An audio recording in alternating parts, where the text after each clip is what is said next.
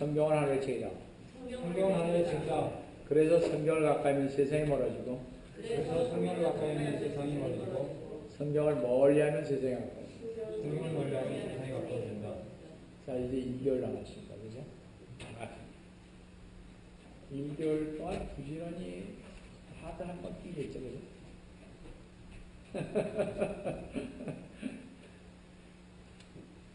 이건 경험자만이 하는 거잖아요.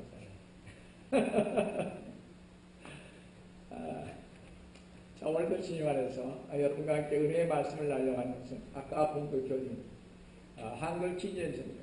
사도행전 16장 30절 31절 고린도후서 4장 1절에서 6절로서 전도 때 무엇을 전하는가? 구원을 전해야 한다라는 제목으로 이 시간 같이 은혜를 나누려합니다. 우리가 주 예수 그리스도님을 믿는다는 것은 그분의 길을 따르는 것이요 주님의 모든 성품을 본받는 길인 것입니다. 그 어느 때보다도 영적 혼돈이 가중되는 이때 우리는 주님의 발자취를 따라가야만 살 수 있는 시기가 되었습니다. 만약에 하나님께서 우리들이 하나님의 품을 떠나 다시 돌아올 수 없는 영원히 꺼지지 않는 불법, 즉 지옥에 던져져 영원한 고통 가운데 놓여질 것을 안다면 우리를 위해 자기 생명을 주기까지 사랑하시고 지옥에 가기를 원치 않으셨던 하나님께서 왜 우리를 위한 구원의 방법을 어렵게 만드셨겠습니까? 그렇지 않다는 것입니다. 성도 여러분, 그래서 하나님의 구원 방법은 너무나 쉽다는 사실입니다. 요한복음 17장 3절에 영생은 이것이니 곧 사람들이 유일하시고 참 하나님이신 아버지와 아버지께서 보내신 예수 그리스도님을 아는 것이옵니다. 죄인들이 참 하나님을 아는 것, 주 예수 그리스도님을 아는 것, 이것이 세상 사람들이 구원을 받고 영생을 얻기 위한 필수적인 조건이 되는 것입니다. 성도 여러분, 주 예수 그리스도님을 믿으십니다. 주 예수 그리스도님을 믿고 본받아 하나님께 영광 돌리는 데 모든 관심을 집중시키는 성도 여러분 되시기를 속히 오리라 하신 주 예수 그리스도님으로 기도합니다. 성도 여러분, 우리가 하나님의 말씀인 성경에서 자주 본 대로 빌립보 감옥에서 간수는 사도 바울에게 이렇게 물어봤습니다.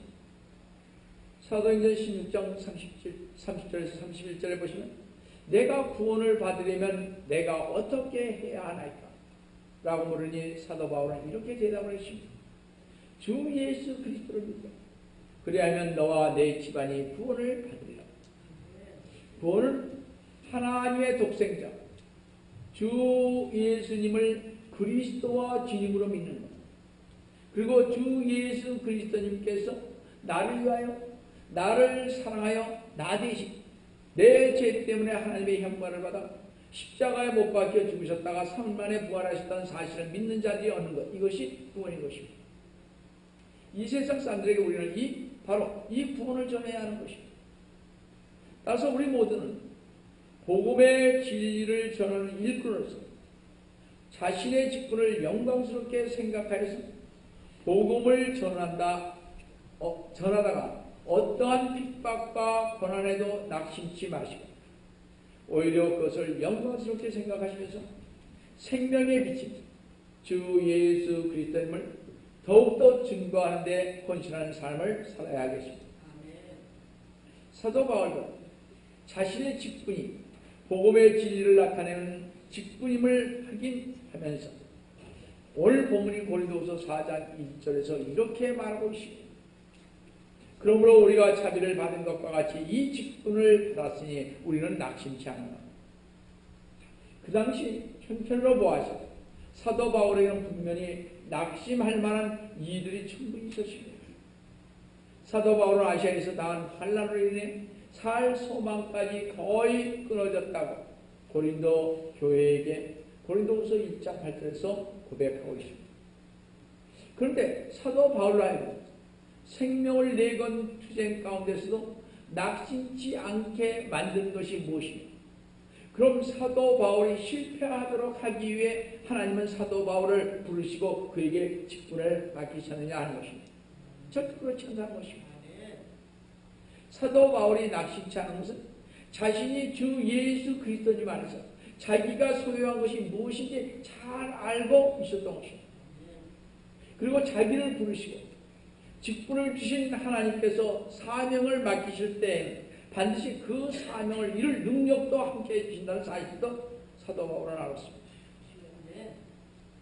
사도 바울은 하나님께서 자기 자신에게 직분을 주신 것은 사람에게 생명과 구원과 의를 가져주는 영광스러운 직분이요, 또한 사람의 삶의 변화를 시킬 수 있는 직분이라는 것을 알았던 것입니다. 우리가 알다시피 이 직분은 하나님께로부터 받은 바 하나의 선물이 사도 바울이나 우리가 어떤 공로에 의해서 사람의 됨됨이 잘 되어서 어떤 권력이나 부와 명예를 가지고 있다고 해서 주어진 것이 아니라 하나님의 자비하심으로 인해 우리에게 주어진 직분이라는 것입니다. 제가 여러분이 알다시피 텍사스의 동해를 인도하러 갔을 때 그 사람들은요, 상상외로 환한 기쁨의 얼굴을 가지고 있었습니다. 그것에 사실 분들은, 제가 인도했던 그분들은요, 한국에서 거의 밑바닥 생활하시던 분들이었어요. 그들 모두는 한국에 있었던 그 가난과 그 찌들은 가정에서의 삶을 잃고 새롭게 거듭난 삶 속에서 주님만을 의지하면서 새로운 각오로 자녀들을 다 대학교에 보내려고 어떤 사람은 투잡을 뛰고 정말 학교를 정말 어렵게 보내는 것을 봤습니다. 근데 그들이, 남편들이 많은 경우 놀고 있는 것도 봤습니다. 리타이어를 일찍 한 거죠. 군대 생활을 했습니다. 그들의 교회 생활은 근데 활기가 넘쳤습니다. 구제와 선교와 친교를 통해서 교회 가서 기도하는 것을 봤습니다. 구제를 할 때 엄청나게 하더라고요.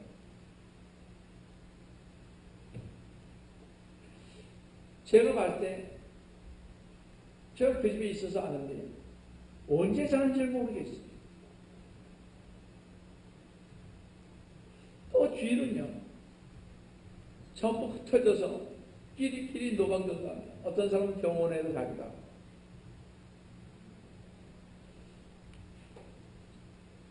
한 30명 되는 것 같은데 우리 여기 비슷하죠.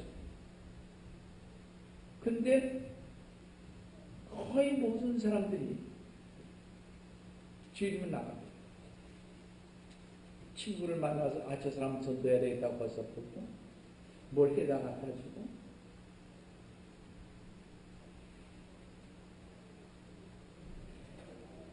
그래서 이제 몸은 여러분 나이에 비해서요 더 나이가 좀 들어 보입니다. 참 힘들게 어렸을 때부터 자라서 그런지 모르겠어요. 그래서 여러분, 우리도 나 자신을 다시 한번 생각해 보아야 할 것입니다. 우리도 나 자신을 다시 되돌아 보아야 하겠습니다.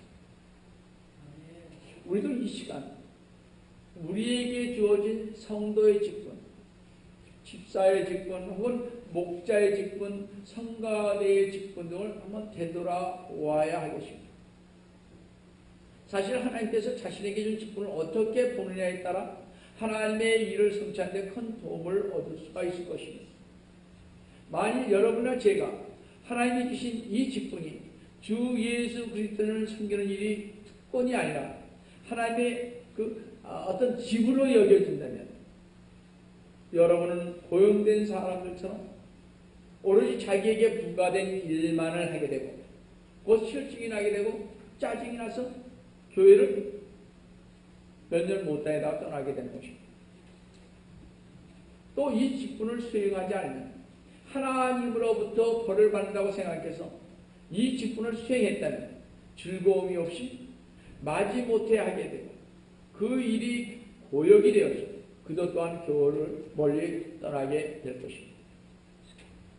그러나 만약 우리 이 직분이 사도 바울처럼 자신이 예수 그리스도님의 일꾼이 되었다는 사실을 생각하면 그 은혜에 감사하며 갈 때 우리는 하나님의 은혜와 자비에 감사를 드리게 되고 주님의 몸된 교회를 위해 더욱더 헌신하게 되고 더욱 진리를 바르게 알기를 원하게 될 것입니다. 성도 여러분, 자신의 직분을 자신이 지금 하고 있는 일이 어떤 일인가를 깊이 한번 상고해 보시기 바랍니다. 바울은 하나님께 주신 이 직분을 지키기 위해 이렇게 힘썼던 것을 볼 수가 있습니다. 첫 번째로 사도 바울은요, 생명에 비친 복음을 하나님의 방법으로만 애썼던 것을 볼 수가 있습니다. 세상적인 방법으로 하지 않았습니다. 다 같이 본문 고린도후서 4장 2절을 보시면 오히려 감춰진 수치스러운 일들을 버리고 교활함 가운데서 행하지 아니하고 하나님의 말씀을 거짓으로 꾸미지 아니하며 오직 진리를 나타냄으로써 하나님 앞에서 우리 스스로를 각 사람의 양심에 추천하노라고 했습니다. 그 당시 고린도 교회 안에는 복음을 가리는 하나님의 진리의 말씀을 교활하게 왜곡되게 전하는 자들이 많이 있었습니다. 이런 사람들은 대개 지금도 그렇지만요, 한 가지 특징들이 있는데 복음을 뭐예요? 생계의 수단으로 삼다는 것입니다. 쉽게 말씀드려서 미국의 경우 성경책을 만들어서 시중에 파는 경우인데요, 우리가 많이 보는 NIV나 리빙 바이블, 뉴 아메리칸 스탠다드 버전 같은 경우 판권이 있어서 성경책이 많이 팔리게 되니 얼마나 동방석에 많이 앉겠습니까?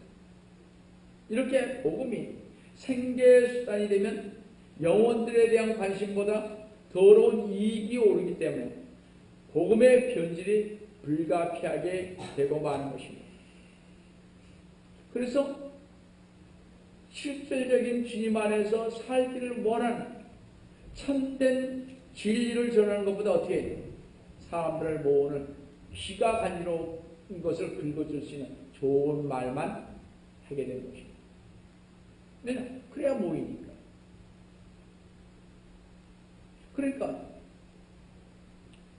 성령 충만 받아라, 영적으로 눈이 뜨기 위해서 기도하라, 철야 기도해라, 금식 기도해라. 지금 세계가 이렇게 돌아가니 여러분은 재림을 대비해서 기다려 가라, 이런 말 하지 않습니다. 또한 뉴 아메리칸 스탠다드 버전 같은 경우 지금 여성 해방운동, 여성 상위 순위를 외치고 있으니 요즘 세대의 영향에 맞게 번역하여 자신의 이익을 위해서 하나님 아버지를 중성인 하나님 아버지 어머니라고 쓰고 있는 것입니다. 그러니 뉴에이지 사상에 물든 사람은 그 성경이 옳다고 생각하면서 그 성경을 보니 자연히 진리가 왜곡되고 진리가 변질된다는 것입니다. 아무리 귀한 것도 변질되면 가치가 없으며 효력을 상실하는 것입니다. 그래서 400년 동안 미국의 청교도들이 보호한 변질되지 않고 꾸준히 일켜 킹제임스 성경을 우리도 반드시 보아야 하는 것입니다. 요즘 성경들은 얼마나 변질되어 가는지 모르겠습니다. 이상한 성경들이 너무나 많이 나왔잖아요. 리 워렌 목사가 들고 나왔던 메시지 성경이 난 뭔지를 모르겠어요. 그것도 성경이라고 좋아서 리 워렌 목사님 40일 목적이 이끄는 삶을 좋다고 전하는 목사들이 얼마나 많이 있습니까? 그렇지 않습니까? 여러분, 성경의 진리가 왜곡되면 우리가 믿는 예수 그리스도님 자체의 진리가 변질된다는 사실입니다. 그래서 교회가 변질되는 것입니다. 죽은 믿음이 가치나 능력이 없는 것처럼 복음도 변질되면 본래적인 기능을 상실함으로 구실을 다 할 수가 없는 것입니다. 어느 시대든지 교회는 복음을 생계 수단으로 삼는 사람들에게 능력이 약화되게 되는 것입니다. 이뿐만 아니라 사도 시대나 지금이나 하나님의 말씀을 거짓으로 꾸며 세상 지식과 연합하게 만드는 것을 볼 수가 있습니다. 이렇게 하나님의 말씀, 또 신앙이 세상 지식과 혼합하게 되면 복음의 생명력과 능력을 잃게 되어 있습니다. 복음과 신앙의 순성을 잃게 되고 더 나아가 이단으로 빠져 들어가게 되는 것을 보게 됩니다. 근데 그것이 이단인지 아닌지 모른다고. 왜? 성경을, 바른 성경을 갖고 있지 않으니까. 이 성경을 보는 교회에서는 이것이 옳은 것 같고 저 성경을 보면 저 성경이 옳은 것 같아요. 왜냐? 많은 것이 왜곡되게 번역이 됐기 때문에. 그러다 보니 이런 사람들은 하나님께 인정을 받는 일이나 하나님의 상급보다는 사람의 영광에 더 관심을 가지게 되는 것을 볼 수 있습니다. 이런 사람들은 이렇게 많은 사람의 투영을 받다 보니 미래와 내세는 관심이 없고 최대의 관심사는 이 세상에서의 영광, 즉 사람으로부터의 환호의 가치를 받는 것을 좋아해요. 하나님 앞에서의 양심은 오간데 없어진다는 것입니다. 예를 들어서 음악대학에서 피아노 전공했다고 교회에서 반주해주고 돈을 받고요. 지휘자들은 지휘점 한다고 해서 또 교회에서 돈을 받고, 교회 청소점 한다고 해서 돈을 받고, 성악점 전공했다고 성가대에서 우쭐을 대고 합니다. 이 모든 것들은 하나님께 인정받는 일이기보다는 뭐예요? 자신의 이속을 차리며 사람들로부터 갈채를 받는 것을 좋아하는 사람들인 것입니다. 이런 사람들은 하나님의 상급을 도저히 받을 수가 없는 것입니다. 이 세상에 다 받았으니까. 교회는 순수하게 하나님의 말씀을 받아서 순수하게 교회에 봉사할 때 하나님께서 그와 함께 하시는 것입니다. 그런데 이렇게 순수한 복음 전파와 순수하게 교회에 봉사하는 것을 방해한 자가 있는데 이는 다름 아닌 세상의 신, 즉 사탄이라는 것입니다. 제가 우리 교회에서는 옛날에 지휘자가 작곡가였어요. 지휘를 했기 때문에 많은 사람들이 그러더라고요. 목사님들이 회의 많이 하네. 아니 우리는 한 번도 한 적이 없습니다. 그러니까 놀랬지. 그래도 성악을 나왔으니까 음대를 나왔으니까 좀 줘야 되지 않겠나? No. 교회는 그런 것이 아니라는 것이죠. 자기의 재능을 하나님께 바치는 것이잖아요. 그렇지 않습니까? 이게 누가 속삭이느냐? 바로 사탄이 하는 것입니다. 두 번째로 사탄은 참 생명에 비친 복음을 가리우고 어둡게 하고 세상에 비치지 못하게 합니다. 고린도서 4장 3절을 잘 보세요. 그러나 만일 우리의 복음이 가려졌다면 그것은 부음 얻지 못한 자들에게 가려진 것이라고 했습니다. 가려졌다면 가려진 것이라는 말이 연달아 두 번씩 강조된 것을 보면 사탄의 역사가 얼마나 강하게 세상 사람들에게 작용하고 있는가를 보여주는 것입니다. 이 가려졌다는 말은 감추어져 있다, 덮여 있다는 의미에서 지금 이 세상 사람들은 살아있으나 영적으로는 죽어있기에 해요. 복음이 세상 사람들에게는 감춰지고 덮여서 여완이 어두워져 그리스도를 볼 수 없도록 하고 있다는 사실입니다. 그렇기 때문에 많은 교회에서 영적으로 눈이 떠지면 세상에 돌아가는 이치를 알고 주님께서 이제 재림에 가까웠다는 것을 알아야 할 텐데 거기에는 눈이 어두워서 모른다는 거죠. 왜? 사탄은 자꾸 눈을 가리게 만든다는 것입니다. 우리가 보면 4절에서 보시면 뚜렷이 알 수가 있습니다. 그들 가운데 이 세상의 신이 믿지 않는 자들의 마음을 어둡게 하여 하나님의 형상이신 그리스도의 영광스러운 복음의 광채가 그들에게 비치지 못하게 합니다. 4절 첫 번째에서 세상의 신인 사탄의 중요한 임무는요, 바로 믿지 않는 자들의 마음을 어둡게 하는 것입니다. 사탄은 가능한 인간들이 복음과 접촉할 수 있는 기회를 차단할 뿐만 아니라 모든 신앙적 가르침마저도 받지 못하도록 힘써 막고 있다는 것입니다.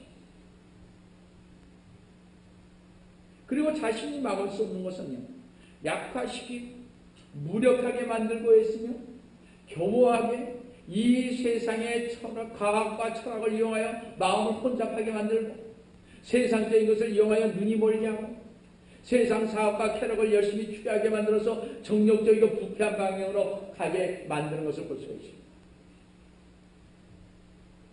뒤를 잘 보시면 망년에 잘 믿었다고 하는 사람들이 얼마나 많은지 모릅니다. 그럼 왜 지금은 잘 못 믿냐 이런 얘기. 그건 이상하잖아요. 내가 왕년에 교회에서 이렇게 많이 했는데 이런 얘기가 그게 무슨 소용이 있느냐 이거요. 왕년에 제가 봤어요. 뭐 했어요. 그러면서 교회에서 손 하나 까딱 안 한다면 그거는 아무 소용이 없는 것입니다.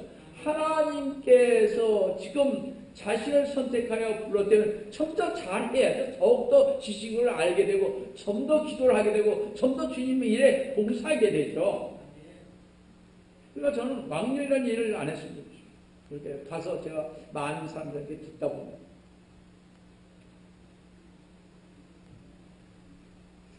잘 보세요. 전에 잘 믿던 장로 권사가요 세상을 흘러가고 전도사 목사가요 세상에 빠져서 교회 전혀 안 가는 사람들 뒤에서 얼마든지 볼 수가 있습니다. 목사님들 이상하죠. 참 이상합니다. 전도사들도 많이 봐요. 교회 가서 잠깐 마지못해 참여하는 경우도 많습니다. 왜 그러냐 이런 얘기죠.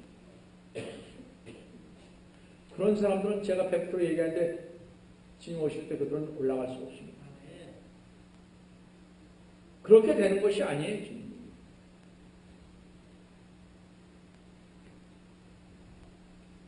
왜 사탄은 믿지 아니한 자들의 마음을 어둡게 하려고 애쓰는데 그 목적이 무엇인가 하는 것입니다. 4절 중반절에 하나님의 형상이신 그리스도의 영광스러운 복음의 광채가 그들에게 비치지 못하게 하기 위한 것이었습니다. 사탄의 목적은 이 생명에 비친 복음이 인간들의 어두운 정신과 마음에 비추지 못하도록 막는 데 있습니다. 왜냐하면 이 생명의 빛이야말로 인간들을 구원하고 사탄의 나라를 전복시키고 사탄의 종된 자들을 빼앗는 것이기 때문에 그렇습니다. 이렇게 사탄의 이러한 우매한 계획을 깨닫고 있는 자들은 얼마나 될까 한번 생각해 봐십시오. 슬프게도 우리 주위에는 미혹된 자들이 너무 많고 가깝게는 가족들도 있다는 사실입니다. 여러분 주위에 사탄에 미혹되어 주님의 몸된 교회를 나가지 않은 자가 있습니다. 우리는 그들에게 주님의 생명의 말씀을 전파하여 사탄의 올매에서 풀어놓아야 할 것입니다. 내 자식은 잘 다니겠지. 저도 어떨 때 그렇게 생각이 들 때가 있습니다.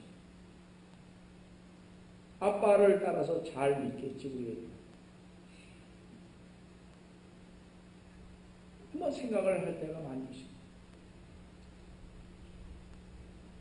여러분, 우리 이 시대는 마귀는요 어떻게든지 저희에게 영적 눈이 가리게 합니다. 진리로 가지 못하게 합니다. 이것을 알아야 하는 것입니다.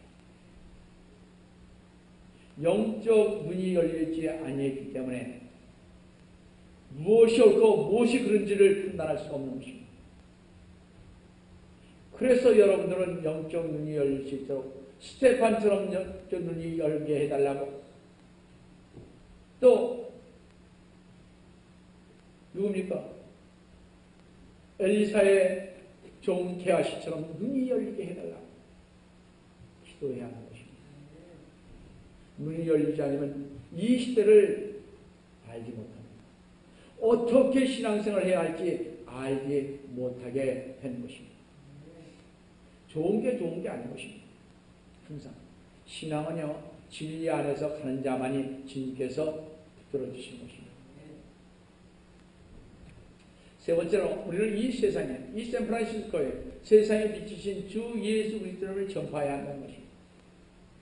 다 같이 고린도후서 4장 5절을 보시면 우리는 우리 자신을 전파하는 것이 아니라 그리스도 예수가 주이신 것과 우리 자신이 예수를 위하여 너희의 종인 것을 전파한다. 본문 5절에서 보듯 우리의 직분 받음은 복음을 전파하기 위해서 주어졌다는 것입니다.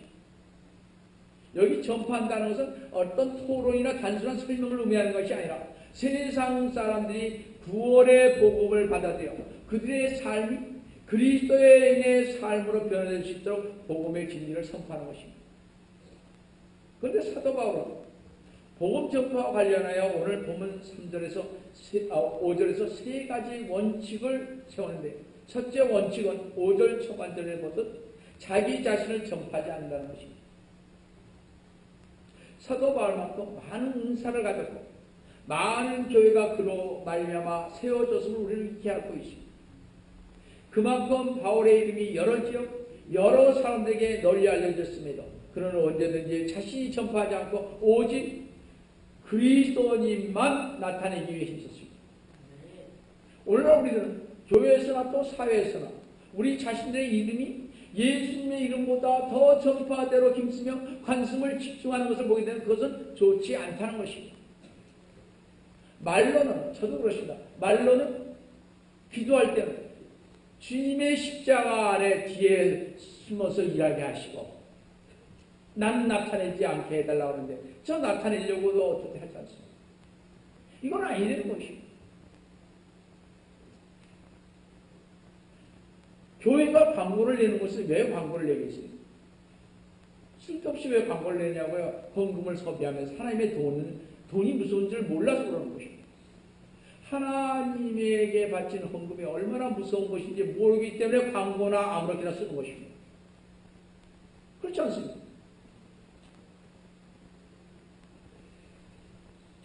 우리가 어떻게 해야 주님 안에서 바르게 할 수 있는지를 성경을 통해서 우리는 바르게 알아야 할 것입니다. 둘째 원칙은 5절 중반절에서부터 그리스도가 예수가 주이신 것을 주님이신 것을 전파해야 한다 했습니다. 사도 바울이 예수님께 대해 주라고 말한 것은 자신을 포함하여 모든 교인들이 그분의 소임을 고백하는 것이며 하나님이라고 생각했다는 것입니다. 진실한 성도는 예수님을 주로 고백하는 사람이며 이 고백은 이 입술에만 국한된 것이 아니라 생활 전체를 포괄하는 것입니다. 즉 우리는 예수님의 주권에 복종해야 한다는 것입니다. 내 거는 좀 뒤로 놔두고 누가 앞서야 되는지 잘 모르겠습니다. 무엇이 우리 일에 우선되어야 하는지를 우리는 잘 모르고 있습니다. 저도 맨 처음에 그랬으니까 신앙생활 할 때 뭔가 나타내기를 원했고 내가 이렇게 해야 되고 저렇게 해야 되고 이렇게 했습니다. 그러나 신앙생활이 자꾸 열리 쌓여가다 보니까 그것은 참 잘못된 것이라는 것을 알았습니다. 너무나 잘못됐다는 것을 알았습니다. 우리가 주님의 주권에 주님의 명령에 복종하지 않았다는 거죠. 그렇지 않습니까? 셋째 원칙은요, 5절 하반절에 우리 자신이 예수를 위하여 너희의 종인 것을 전파하노라 했습니다. 사도 바울은 자신이 고린도 교인들의 종이 되었음을 전파했다는 것입니다. 우리가 잘 알다시피 종이란 자신의 의지를 철저히 주인의 뜻에 복종시키는 사람을 가리키는 말입니다. 철두철미 그리스도의 종임을 자처했던 바울이 고린도 교회의 종이라고 말한 것은 사도 바울이 어떤 자세로 교회를 섬겼으며 교인들에게 어떤 사랑을 보였는지를 잘 보여주고 있습니다. 그렇다고 해서 그 사람이 우리 사도 바울이 이단들이 했던 그 잘못된 말씀이 들어왔을 때 가만히 있지는 않았습니다. 잘못된 것은 많이 꾸짖으셨죠. 사도 베드로도 꾸짖지 않았습니다. 진리 안에서 갔은 사람들에게는 이렇게 사도 바울도 섬겼다는 것입니다. 여기서 저나 여러 모든 분들은 교회에 군림하는 자세를 우리는 버려야 할 것 같습니다.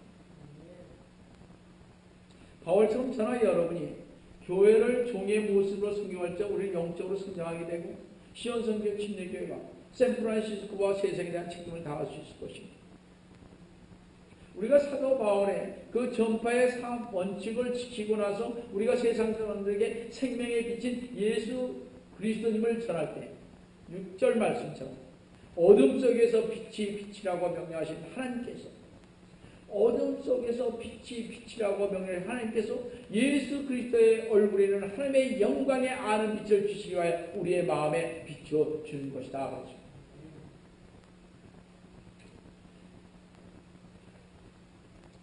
뿌듯하잖아요.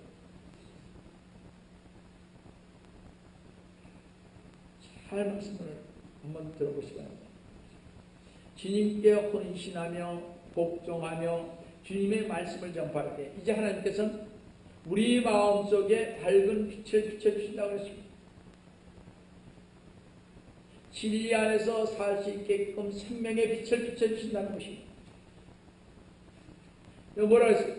우리에게 새 생명을 부여주시면 이제 우리의 삶이 충만한 삶을 영위하게 됩니다. 풍성한 열매를 맺기를 시작한다는 것입니다. 어떻게 했을 때? 주님께 헌신하고 복종하고 주님의 말씀을 전파할 때 말입니다. 사랑하는 성도, 빛이 빛이라 하신 하나님의 말씀 속에서 새롭게 변화된 삶을 사신 우리 성도 여러분 되시기를 속히 오리라 하신 주 예수 그리스도의 이름으로 기도드립니다.